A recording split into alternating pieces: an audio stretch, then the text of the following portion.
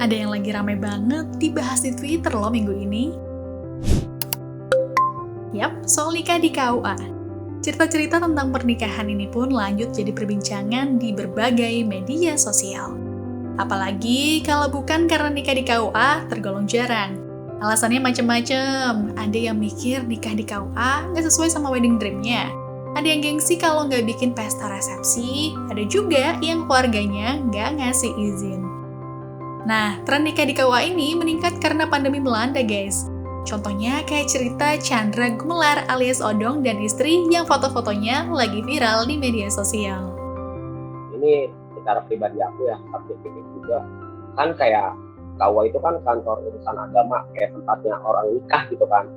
Kayaknya menurut aku itu suatu culture aja gitu, bisa nikah di tempat yang emang khusus untuk nikah gitu.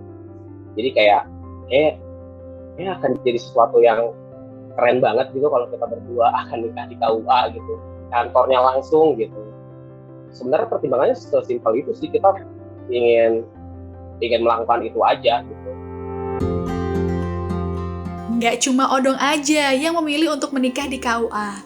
Kamu pasti pernah lihat foto pasangan satu ini kan? Yap, ini foto Marcella dan suaminya yang juga melangsungkan pernikahan di KUA. Jadi, kenapa aku memutuskan menikah di KUA? Jadi di bulan Maret, di bulan Maret menuju bulan April, itu tuh peraturan pemerintah mengenai menikah di gedung tuh udah mulai ribet gitu ya. Udah harus pakai protokol dan bla bla bla bla gitu. Aku waktu itu langsung mikir, aduh ini tuh bakal repot banget dan kita pasti memakan biaya yang lebih besar lagi. Karena kan pertama nanti tamu undangannya harus kayak gimana, terus nanti pakai protokol mereka, nanti WO juga harus mendatangkan orang-orang yang harus ngejagain si tamu-tamunya ini gitu.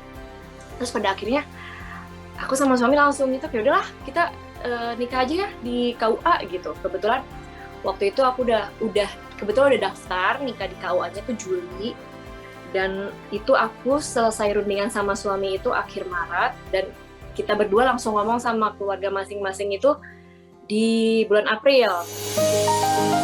Kalau kata Odong, rencana nikahnya di KUA makin lancar sebab didukung keluarga. Gimana cara ngomongnya ya? Dari keluarga sih sebenarnya ngedukung aja ya. Mungkin ini privilege buat kita berdua juga nih. Kita berdua tuh anak bontot, yang dimana anak pertamanya tuh udah dilangsungkan acara pernikahan yang dibesarkan gitu, dirayakan gitu. Jadi kayaknya keseruan dan ekspektasi sebagai orang tuanya udah habis di anak pertama aja sih. Jadi kayak pas pada saat itu kita berdua juga yang mungkin ya bagi mereka tuh udah umurnya untuk menikah dan mereka tidak menghalangi kita gitu. Ya kalian juga emang udah umurnya gitu, kan juga daripada pacaran gitu. Kalau ada kesempatan nikah bagus gitu. Kami berdua ya ngedukung aja. Nah, nikah di KUA pun bukan sekedar solusi di kala pandemi, guys. Buat para calon pengantin yang ingin menikah low budget, KUA bisa jadi pilihan menarik juga loh. Karena nikah di KUA nggak keluar uang sepeser pun alias gratis. Kalau pastinya lupa ya Kak, tapi coba aku ini aja ya, maksudnya mungkin aja ya, maksudnya harga kemungkinannya gitu. Pada saat itu sih di KUA semua administrasi gratis, karena itu hari biasa. Aku menikah kan hari Senin, itu gratis, pure gratis. Terus kalau untuk jas yang aku pakai, pada saat itu aku nyewa rental itu 50.000 sehari. Itu kalau baju yang pakai istri aku itu sekitar 350.000 sehari. Kalau MUA itu untuk 4 orang perempuan, istri aku, ibu aku, mertua aku perempuan, 5 orang sama kakak ipar aku sama kakak ipar istri aku, itu 5 orang, itu 3.500.000. Terus kalau untuk snack waktu di KUA itu bikin sekitar 100. KUA itu sebenarnya gratis, Mbak, untuk weekday. Kalau untuk weekend atau untuk penghulunya keluar dari si KUA itu kita harus bayar 600.000.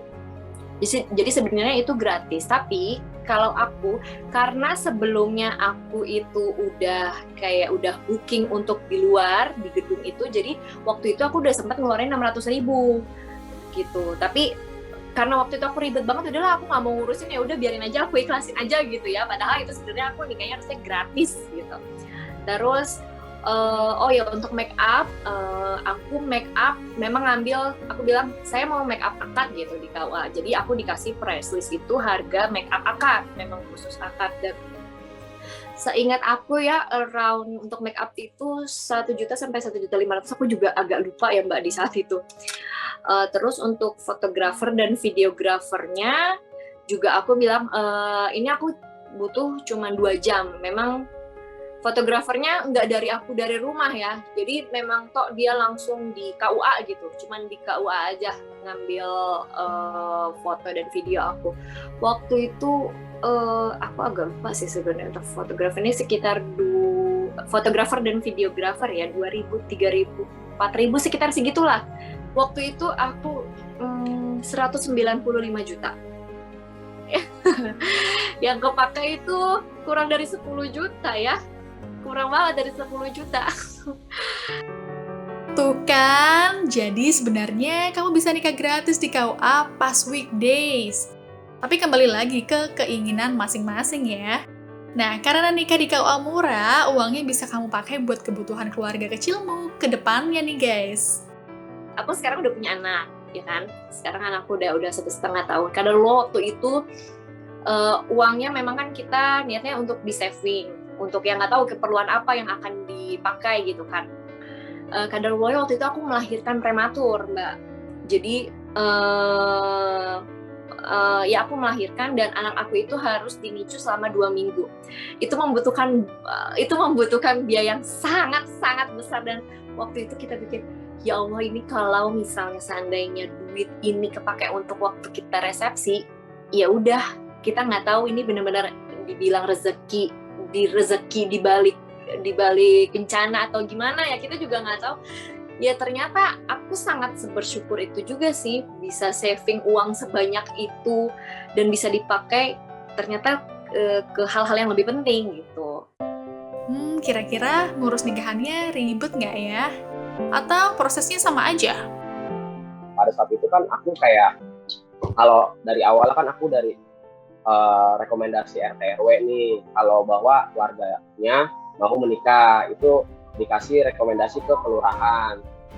Dari kelurahan itu nanti dibikin surat lagi untuk rekomendasi ke KUA aku, KUA kecamatan aku. Nah dari KUA aku ditanya, kamu mau nikahnya di mana? Aku mau nikahnya di KUA Mampang Perapatan. Nah dari KUA aku, kecamatan aku, itu dibikin rujukan untuk ke KUA Mampang Perapatan. Sejauh itu yang aku rasain sih kemarin kayak gitu ya, udah nyampe KUA Mampang Perapatan, aku ngasih berkas yang dimana si KUA Mampang Perapatan pun udah dapet soft file-nya juga kan, karena sekarang juga online gitu. Oh iya, ya udah checklist tanda tangan, udah. Paling kita cuma minta jamnya di jam berapa gitu aja sih, karena di KUA itu nggak cuman kita doang yang nikah, dan mereka pun juga nggak bisa ngasih perpanjangan waktu untuk kantornya, kan mereka juga ada waktu kayak waktu istirahat gitu ya, kayak dari jam 12 sampai jam 1 gitu. Jadi kalau misalnya mereka udah, kita bisa jam segini nih, kita memang harus ngikutin jadwal dari si kantor urusan agamanya itu gitu. Wah, menarik ya guys. Jadi gimana? Kamu tertarik nikah di KUA? Share cerita kamu di kolom komentar ya.